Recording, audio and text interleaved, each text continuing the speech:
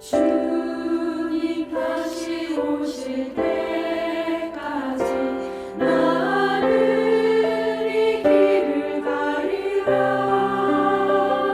좁은 문 좁은 길 나의 십자가 지고 나의 가는 이 길 끝에서 나는 주님을 보리라. 영광의 내 주님 나를 맞아주시니 주님 다시 오실 때까지 다시 오실 때까지 나는 일어나 달려가리라.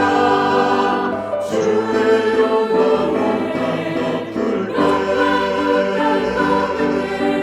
나는 일어나 노래하리. 내 사모하는 주님 온 세상 구주시라. 내 사모하는 주님 영광의 왕이시라.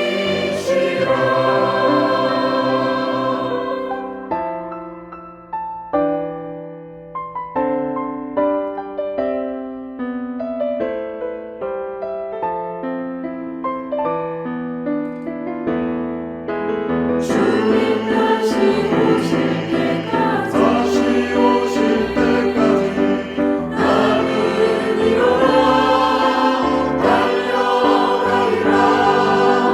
주의 영광 온 땅 덮을 때 나는 일어나 노래하리. 내 사모하는 주님 온 세상 구주시라. 내 사모하는 주님 영광의 왕이시라.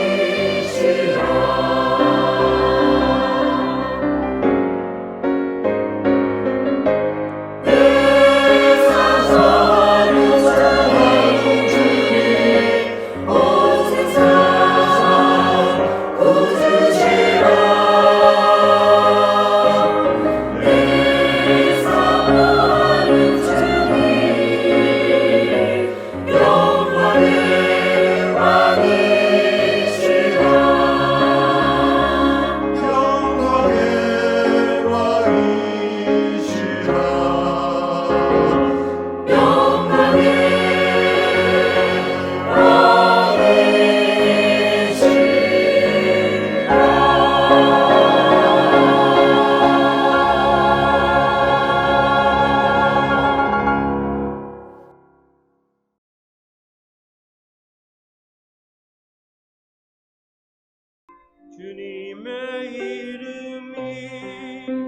주님의 이름만이 오직 주의 이름만 이곳에 있습니다.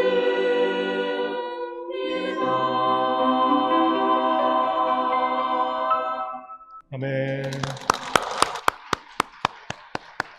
감사합니다.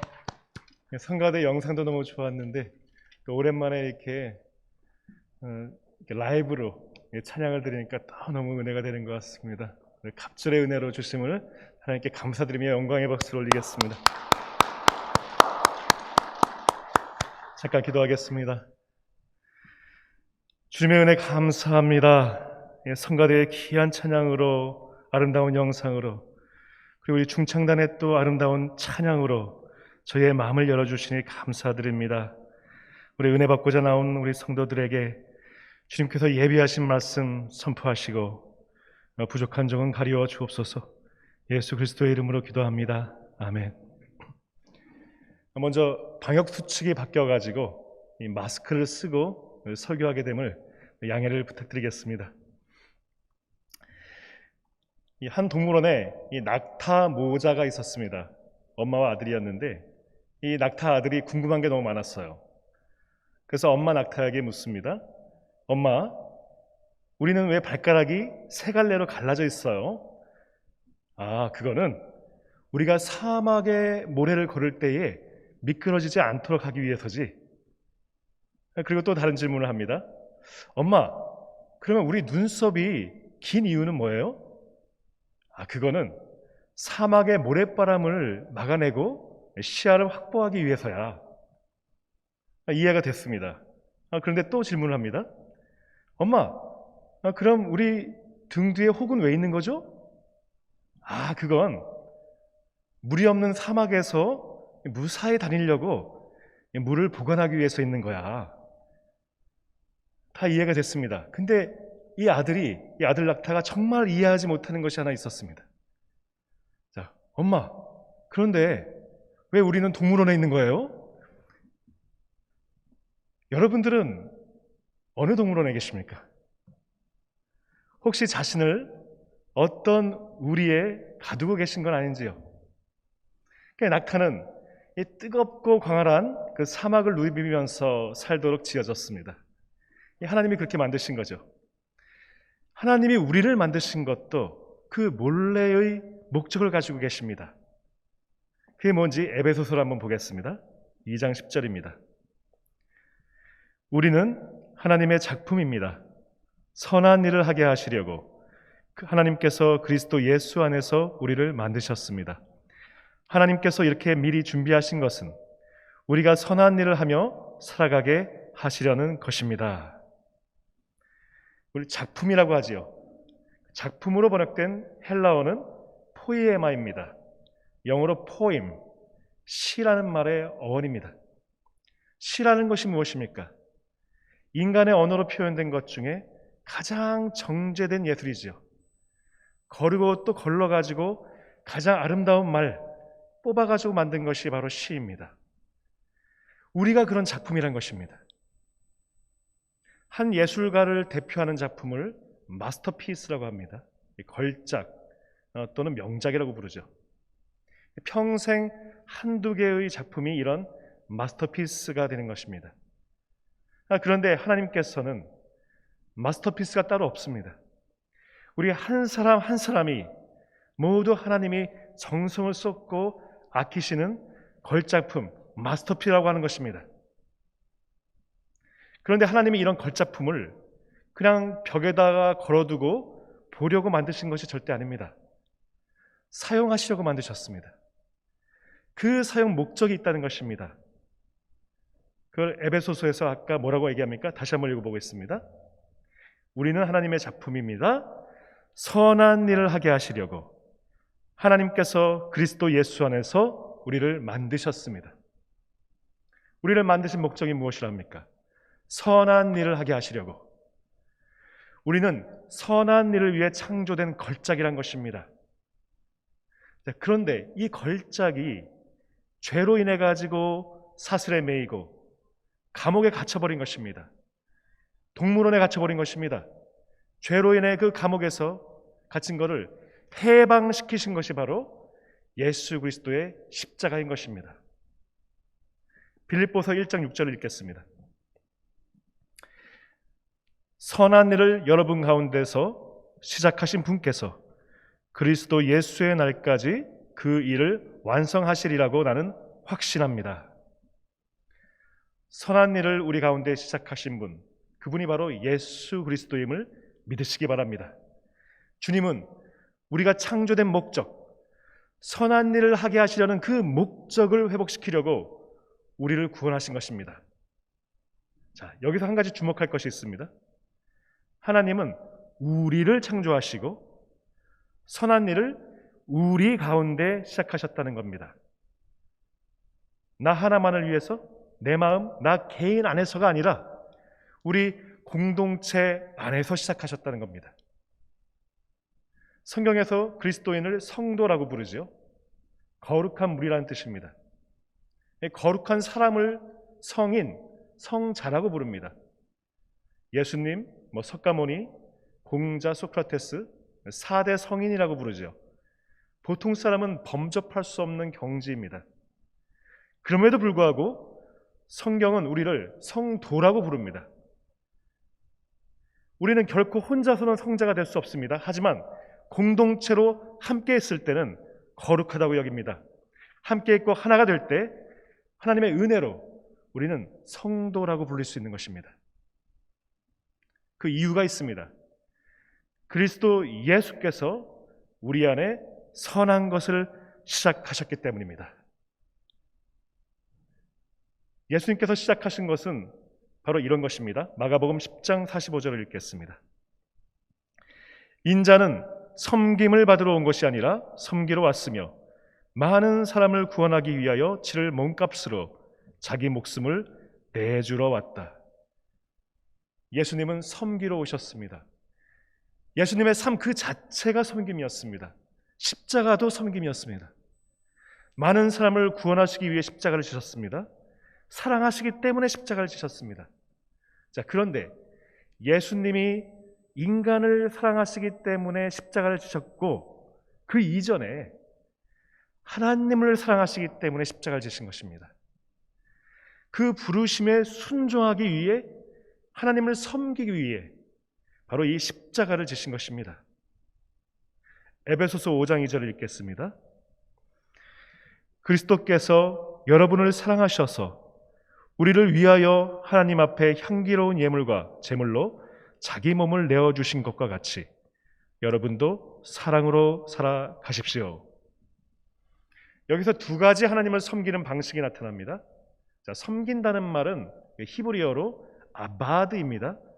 종이 주인을 위해 일하는 것이지요. 그런데 이 아바드에는 하나님께 예배한다는 뜻도 있습니다. 하나님을 섬기는 것, 무엇보다도 먼저 하나님께 예배 드리는 것입니다. 그래서 예배를 영어로 서비스라고 하죠. 우리가 흔히 말하는 그 서비스와 그 뜻이 통하는 이유는 둘 다 섬기는 것이기 때문입니다. 오늘 우리가 함께 드리는 이 예배가 이 하나님만을 섬기는 그 서비스, 그런 예배가 되기를 축원합니다. 자, 그런데 이 예배가 하나님 앞에서 직접 하나님을 섬기는 것이라면 간접적으로 하나님을 섬기는 것이 있습니다. 자, 보이지 않는 하나님을 섬긴다는 것은 무엇을 통해서 할 수 있습니까?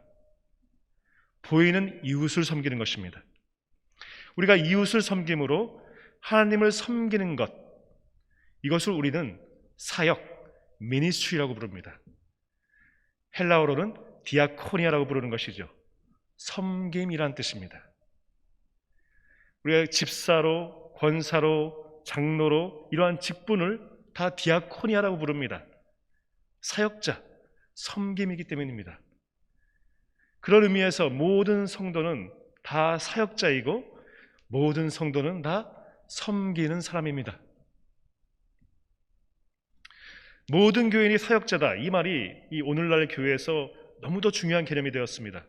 왜냐하면 오늘 교회는 쇼핑 교인이 너무 많아졌어요. 예배를 쇼핑하듯이 보러 오는 교인이 많아졌다는 것입니다. 우리 사회가 지금 그러한 사회가 되었습니다. 소비 중심 사회가 되었어요. 우리가 예전에 당신은 누구십니까? 라고 물으면 그러니까 나는 교사입니다. 나는 간호사입니다. 나는 농부입니다. 이렇게 자신의 직업만 얘기해도 자기 하는 일이 무엇인지만 나타내도 내가 누구인지를 나타내 주었습니다.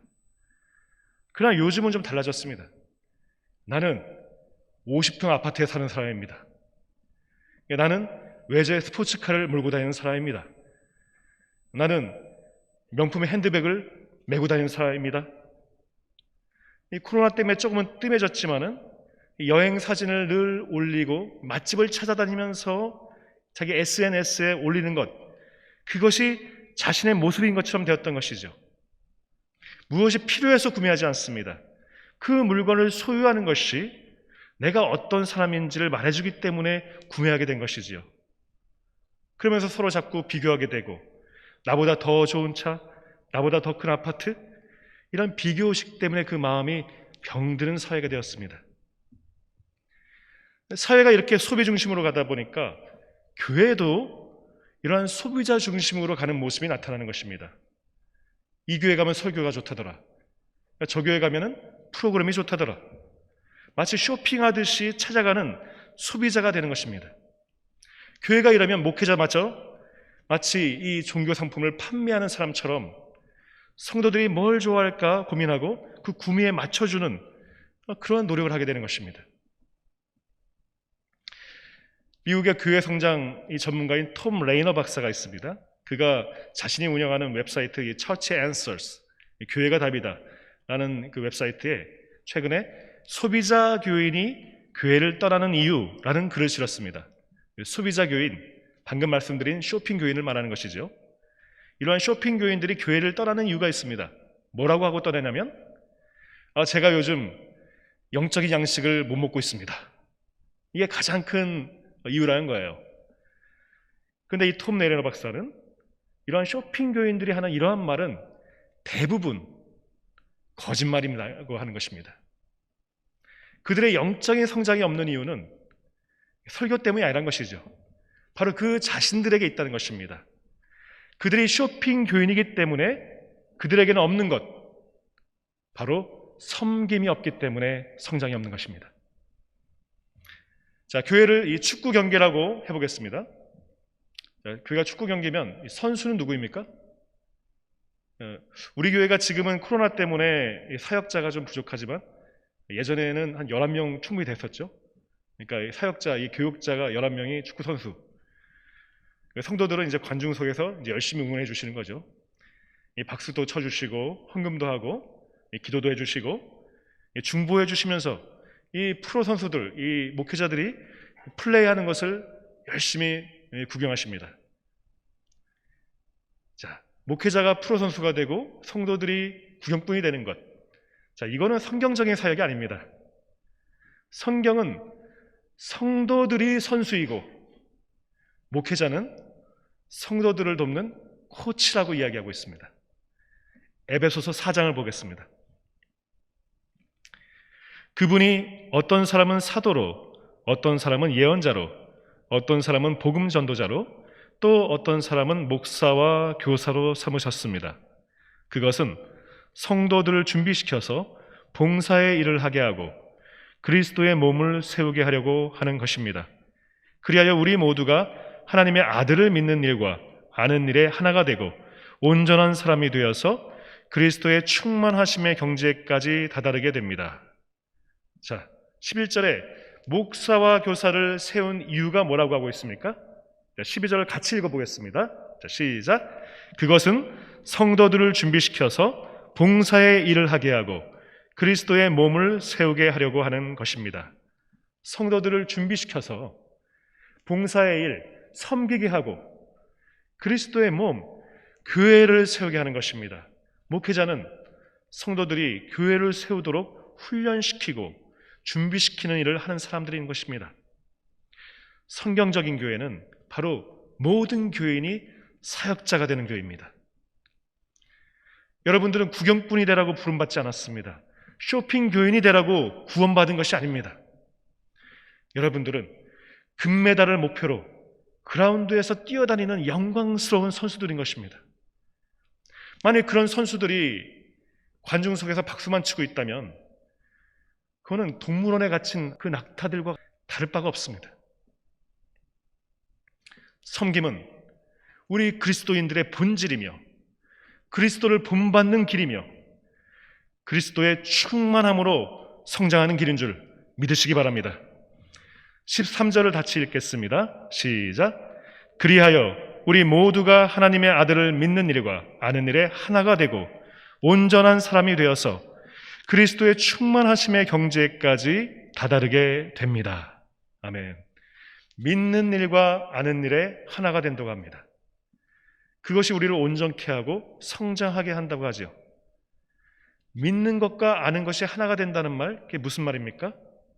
만일 너희가 알았으면 행하라는 것입니다. 행해보라는 것입니다. 어떤 유명한 목사님은 이 성경 연구소가 너무 많은데 성경 실험소가 너무 적다고 얘기합니다. 성경은 연구만 하는 것이 아니라 자기의 삶 속에서 실험해 봐야 된다는 것이죠. 제가 논어에 나오는 구절 하나 소개하겠습니다. 행유 여력이면 즉위학문이란 말이 있습니다. 행하고 나무님이 있으면 공부하란 것이죠. 이걸 제가 중고등학교 때는 이 행하고를 열심히 놀고로 해석을 해가지고 열심히 놀고 나무님이 있으면 공부하자 라고 이제 해석하고 좋아했던 적이 있었습니다. 근데 여기서 행한다는 것은 이렇게 놀거나 이렇게 보통 행하는 것이 아닙니다. 바로 그 앞 구절에 이렇게 나옵니다. 입즉효, 집에서는 효도하고, 출죽제, 밖에서는 어른을 공경하고, 근이신, 매사에 조심하고 신의를 지키고, 자 마지막 것이 중요합니다. 범애중, 자 모든 사람들을 사랑하고, 친인, 이인을 가까이 하라. 자 이인, 논어에서는 내 이웃을 내 몸과 같이 사랑하라는 뜻입니다. 바로 섬김을 말하는 것입니다. 공부의 목적이 바로 섬기는 것에 있다는 것이지요. 섬기고 나무님이 있으면 그때 공부해라. 왜? 공부하면 또 섬기러 나가야 되기 때문인 것입니다. 말씀은 공부하는 것으로만은 그 알매 이룰 수가 없습니다. 깨달을 수가 없습니다. 그 말씀을 섬김의 자리에서 실천해야 알매 이르는 것입니다. 그때야 비로소 이 말씀이 사실이구나 몸으로 그리고 삶으로 깨닫게 되는 것입니다. 요한복음 2장 9절을 읽겠습니다. 잔치를 맡은 이는 포도주로 변한 물을 맛보고 그것이 어디에서 났는지 알지 못하였으나 물을 떠온 일꾼들은 알았다. 예수님이 물로 포도주를 만드셨을 때에 그 최상급 포도주를 많은 사람들이 맛보았습니다. 그런데 아무도 그 포도주가 어디에서 왔는지를 알 수가 없었습니다. 오직 하인들만 알고 있었습니다. 왜 그럴까요? 하인들은 듣고 행하였기 때문입니다. 우리가 살면서 뭔지도 모르고 이 주님이 주신 기적을 체험할 때가 많습니다. 포도주가 어디서 온 줄도 모르고 그냥 먹기만 하는 것이지요. 그 기적을 체험한 것도 복됩니다. 하지만 더 복된 것은 그 너머에 있는 하나님의 뜻을 더 깊이 아는 것, 그것이 더 복된 줄 믿습니다. 그 뜻을 알기 위해서 우리는 섬김의 자리에 있어야 함을 믿으시기 바랍니다. 잔치에서 가장 낮은 하인에게 주님의 뜻이 나타났듯이 섬김에는 귀천이 없습니다. 모든 섬김이 다 귀합니다. 모든 사역이 다 귀한 것입니다. 모든 사역의 현장에서 하나님의 일하심을 우리가 볼 수 있습니다. 그때마다 감사가 있고 그때마다 우리의 믿음도 자라게 되는 것입니다. 우리 주일학교에서 아이들을 섬기게 되면 어떻습니까? 그 아이들을 통해서 역사하시는 하나님을 보게 됩니다. 그 모습을 보면 교사들도 같이 믿음이 따라 자라게 되죠. 성가대와 찬양단, 그 찬양 속에서 주시는 그 은혜를 경험하게 됩니다. 우리 차량 운행하시는 분들도 그 섬기는 것이 얼마나 복되고 은혜롭습니까? 우리 정효셉 전도사님이 예전에 지성전에서 이 차량 운행으로 섬기신 적이 있어요. 그때 이분이 나이 드신 권사님들을 모시는데 이 새벽에 한 걸음이라도 좀 덜 걷게 해드리고 싶어가지고 이 정확하게 그 집 앞 계단까지 모셔드렸다고 신나게 이렇게 얘기하는 모습을 보았습니다. 왜 신날까요? 행복하기 때문입니다. 섬기는 것, 섬길 수 있는 것은 행복한 것입니다. 우리 한 권사님은 매주 목회실에 와가지고 조용히 주보간지와 우편 발송을 도와주고 계십니다. 이 교회 일에는 크고 작은 일이 없습니다. 이 하나님 보시기에는 그 권사님이 하시는 일이나 제가 목사로 섬기는 일이나 다 똑같은 것입니다. 얼마 전 새벽 기도회 때 섬기는 리더십에 관해서 말씀을 나눈 적이 있습니다. 그때 제가 책을 하나 소개해드렸는데 고 강영우 박사님이 쓰신 도전과 기회의 3C 혁명이란 책이었습니다. 잘 알려져 있다시피 이 강영호 박사님은 이 시각장애인이십니다. 그러면서 우리나라 최초로 미 백악관 대통령 자문위원으로 일하셨던 분이기도 하시죠. 자, 이분이 이 백악관에서 일하면서 이 본인이 체험했던 이 서번트 리더십에 대해서 이 책에 소개를 하고 있습니다. 이 강 박사님이 출근을 하게 될 때는 항상 장애인 택시 같은 걸 부르지 않습니다. 항상 걸어갔다고 합니다. 아니, 시각장애인이 얼마나 불편할 텐데 그 길을 걸어간다고? 그 이유가 있다는 것입니다. 자신과 같은 이 시각장애인이 이 워싱턴 이 길을 걸어가면 얼마 못 가서 여지없이 자기 옆에 이 차가 세워진답니다. 그러면서 창문이 내려오고 선생님 어디까지 가십니까? 모셔다 드리겠습니다 하면서 자신을 항상 태워준다는 거예요. 이 사람이 강영호 박사님 유명하신 분이니까? 아닙니다. 외국 사람들은 동양인 얼굴 구분하지 못합니다. 그냥 시각장애인이기 때문에 태워주는 것입니다. 그런데 그렇게 태워주는 사람은 한결같이 그 워싱턴에서 높은 고위직 공무원이라는 것입니다. 그런 사람들을 만날 수 있는 기회가 되고 이야기를 나눌 수 있게 되고 또 친분을 쌓을 수 있는 기회가 돼가지고 늘 아침마다 이 케인을 챙겨 들고서 그냥 걸어간다는 것입니다. 그렇게 출근한다는 것입니다. 그럼 늘 다른 사람들 또 높은 사람들을 만나게 된다는 것입니다. 미국의 고위직에 있는 사람들은 서번트 리더십을 가지고 있답니다. 그 리더들이 남을 배려하고 섬기는 훈련이 이미 몸에 배어 있다는 것이지요. 그래서 강영호 박사님이 그 사람들이 가지고 있는 그 세 가지 선정하는 기준, 그 기준을 3C라고 표현합니다. 첫 번째가 competence, 실력, 두 번째가 character, 인격, 세 번째가 commitment, 헌신, 이 3C를 설명합니다. 이 3C가 바로 이 섬김의 리더십을 가진 리더가 갖춰야 할 소양이라는 것이죠. 실력과 인격과 헌신. 사실 이 세 가지가 은혜와 진리 살림이라는 영광시마 기도학교의 교육 목표와 일맥상통하기도 합니다. 그래서 때가 되면 우리 샤마 학부형들과 학생들에게 이 세 가지를 가지고 양육할 것을 당부하면서 가르치기도 합니다. 이 첫째가 실력입니다. 컴피턴스. 어떤 리더를 선정할 때에 실력이 기준이 돼서는 안 됩니다.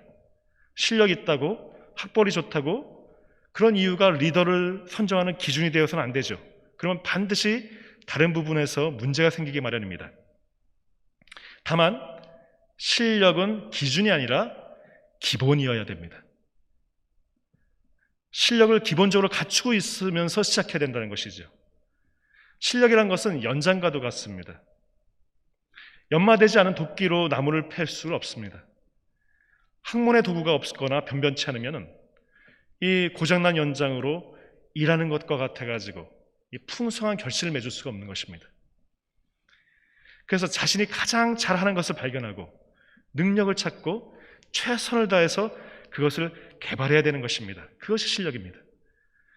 그 둘째로 갖춰야 될 것은 인격입니다. 캐릭터. 실력이 기본이 되어야 하는 또 다른 이유가 있습니다. 실력과 인격이 비례하기 때문입니다. 제가 유학 시절에 공부를 하는데 이 한국과 전혀 다른 그 문화가 있어서 놀란 적이 있습니다. 제가 배웠던 만났던 교수님들이 세계적으로 굉장히 유명하신 분들이었어요. 굉장히 권위가 있는 분들이었는데 우리나라 같으면 이런 교수님들이 엄청 권위적이고 무게 잡고 그럴 텐데 이분들은 하나같이 다 겸손하신 분들이었습니다. 제가 동양인에서 왔다고 이게 허리 굽혀서 인사를 하면은 이분이 나이 지긋하신 분들인데 똑같이 허리를 굽혀서 제게 인사를 해줍니다. 제 이름을 부를 때도 항상 존칭으로 불러줍니다. 이 실력 있는 교수님들 한결같이 인격 또한 훌륭한 것을 보게 되었습니다. 어쩌면 실력과 인격이 비례한다는 말이 맞는 것은 실력이 없으면 편법을 쓰게 되어 있습니다. 실력으로 얻을 수 없는 것을 얻기 위한 그 욕심 때문에 꼼수 같은 걸 부릴 수밖에 없는 것이죠. 인격은 도덕성입니다. 자신의 도덕성을 지키지 않는 사람이 남의 도덕성을 지켜주지 못합니다. 자신의 고귀한 가치를 지키지 않는 사람이 남의 가치를 인정해 줄 수는 없는 것입니다. 그래서 캐릭터가 중요한 것입니다. 또 세 번째가 헌신입니다. 커미트먼트. 섬김을 알아야 된다는 것입니다. 시카고에 있을 때 함께 공부하고 있던 여학생이 있었습니다. 똑똑한 한국 여학생이었었습니다. 이 학생이 하버드를 졸업했어요. 그리고 시카고 대학에 석박사를 하러 왔었습니다. 나중에 알고 보니까 그 학생 어머니가 유명하신 분이더라고요. 혹시 읽어보신 분 있을지 모르겠는데 성경이 읽어지네 라는 책 아십니까? 그 책을 쓰신 분이에요. 베스트셀러 저자였어요. 그런데 그 어머니가 쓰신 책 중에 또 책이 하나 있습니다. 성경이 읽어지네 비슷하게 하버드에 들어가네. 바로 이 여학생이 어떻게 하버드에 들어갔는가에 대한 자녀 교육에 대한 이야기였습니다. 거기서 알려주는 가장 핵심적인 것이 무엇이냐면 그 실력이 뛰어나도 그 실력이 자기 자신을 위한 것이고 자기 자신만의 안위를 위한 것이면 쓸모가 없다는 것입니다. 그 실력을 가지고 이웃을 살리고 사회를 살리고 나라를 살리려는 그러한 마음이 있어야지 이것이 바로 하버드에서 원하는 실력이라는 것이에요.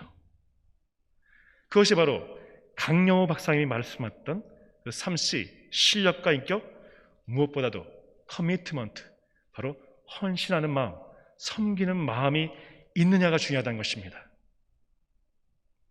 우리 영광교회에서 그리고 영광심화 기독교에서 그런 실력과 인격을 갖춘 그런 헌신하는 리더들이 많이 나오기를 주님의 이름으로 축원합니다. 지미 카터 대통령이 어릴 때 경험을 쓴 책이 있습니다. 해 뜨기 전 1시간이라는 책인데 거기에 소개된 짧은 일화가 있습니다. 그 조지아주의 시골 마을에 살았어요. 그때 이제 아빠와 함께 트럭을 타고서 새로 이사할 집을 보러 갔습니다. 아빠는 이 가족들에게 새 집을 자랑하고 싶었겠죠. 모두 데리고 와서 이제 보게 한 건데 이 아빠가 열쇠를 잊어먹고 온 것입니다. 그래서 이제 당황하기 시작했어요. 이거 어떡하지? 다시 돌아가야 되나? 하고 있는데 그런 아빠의 모습을 본 이 4살짜리 이 지미 카터가 나서기 시작합니다. 내가 해결하겠다. 그래서 개구멍을 찾아가지고 그 집 안으로 들어가지요. 그리고 안에서부터 그 문을 열고 나옵니다. 지미 카터가 그 아빠를 위해서 쓰임받았던 그 순간, 그 아빠를 행복하게 만들었던 그 순간이 이 어릴 적 가장 생생한 기억이라고 이 자서전에 기록하고 있습니다. 그는 대통령도 지냈고 노벨 평화상도 받았고 그 인생에서 가장 기억될 만한 순간이 많을 것입니다.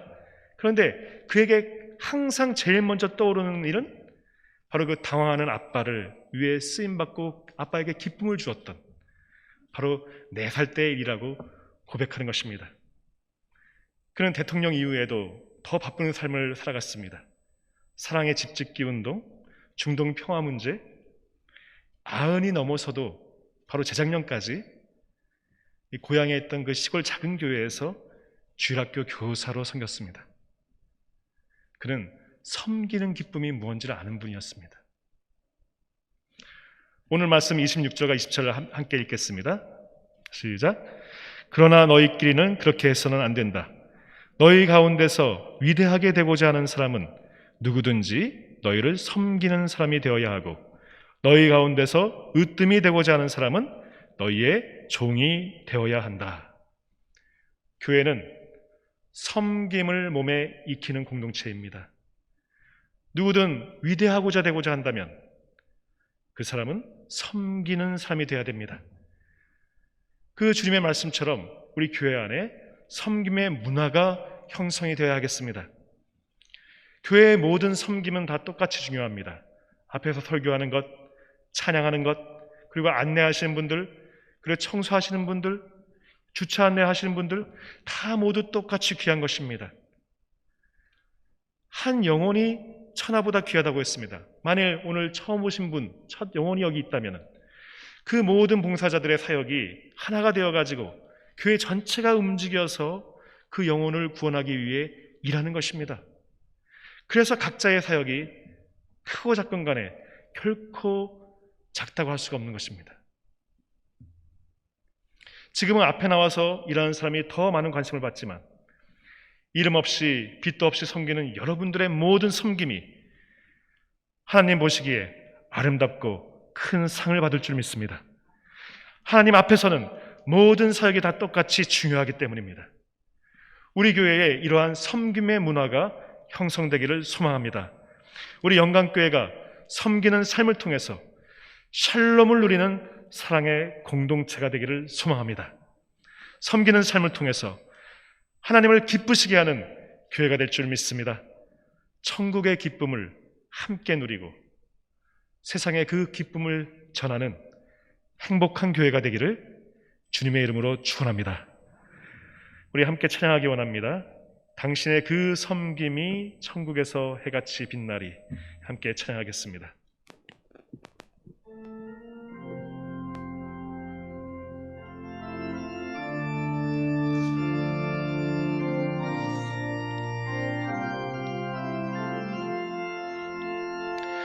당신의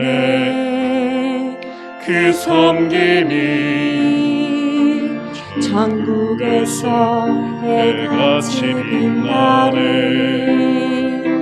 당신의 그 겸손이 천국에서 해같이 빛나네. 당신의 그 믿음이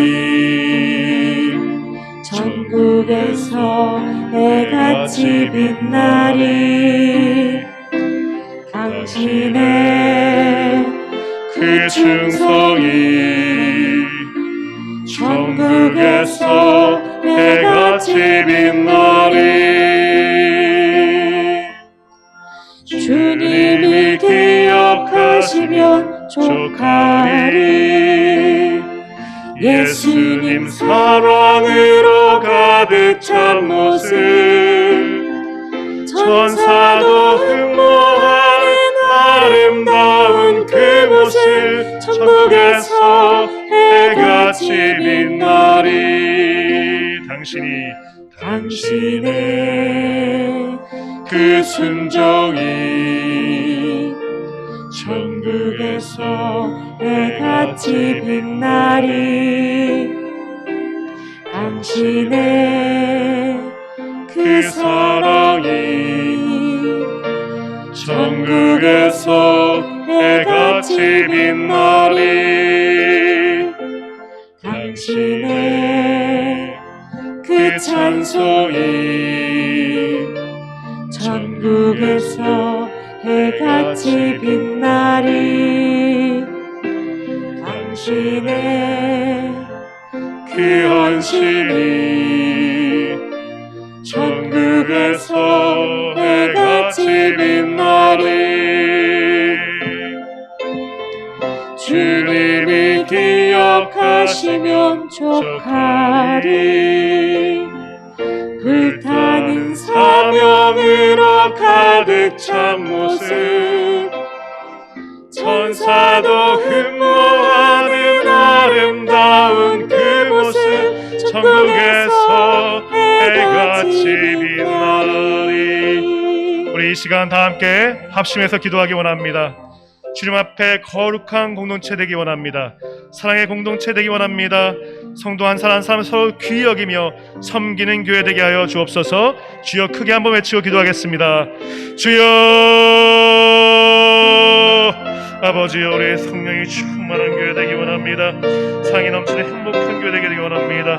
아버지여, 저희 가운데 또 우리 섬기는 마음이 회복되게 하여 주시고 우리가 행복한 교회로 회복시켜 주시옵소서.